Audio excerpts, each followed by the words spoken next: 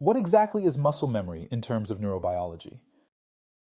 Muscle memory is a common term used to describe the phenomenon whereby certain skills and movements become easier and more automatic with practice. It's important to note that muscles themselves do not have memory. The term is somewhat of a misnomer. The processes that underlie muscle memory actually occur in the brain, and more specifically, within the nervous system.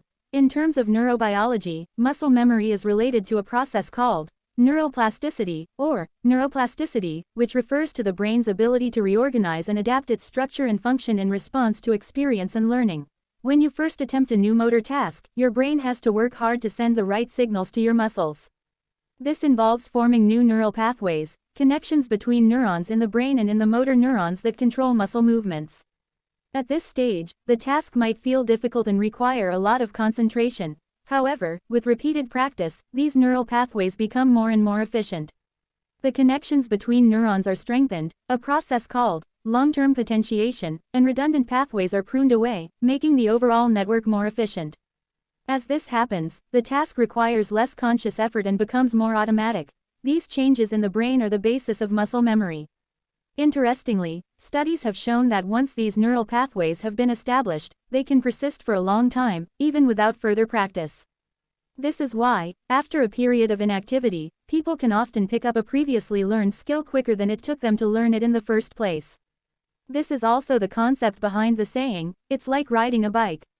Moreover, a different form of muscle memory exists on a cellular level in muscle tissue. This is related to the concept of muscle hypertrophy, growth in the size of muscle cells. Once muscles have been trained and grown larger, they can regain their size more quickly after a period of disuse. This is due to changes in the number of nuclei in muscle cells during hypertrophy, which appear to be retained even when muscles shrink, allowing for faster regrowth later. Can people with degenerative diseases like dementia acquire muscle memory? Or does this go through the hippocampus as well? Motor learning and muscle memory are typically associated with different areas of the brain than the hippocampus, which is primarily associated with the formation of new episodic and declarative memories of events and facts. The basal ganglia and the cerebellum, for instance, play key roles in motor control and learning new motor tasks.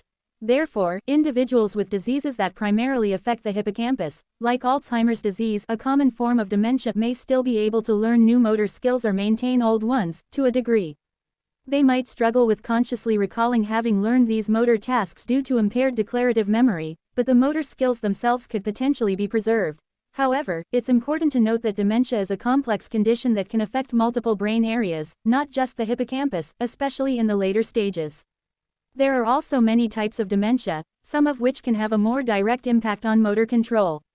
For instance, vascular dementia caused by reduced blood flow to the brain and Lewy body dementia characterized by abnormal protein deposits can affect both cognitive and motor function.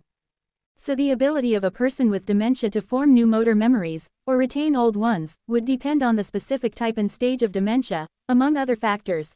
Lastly, it's worth noting that physical exercise, including the practice of motor skills, has been found to have various benefits for people with dementia, potentially including slowing cognitive decline and improving quality of life.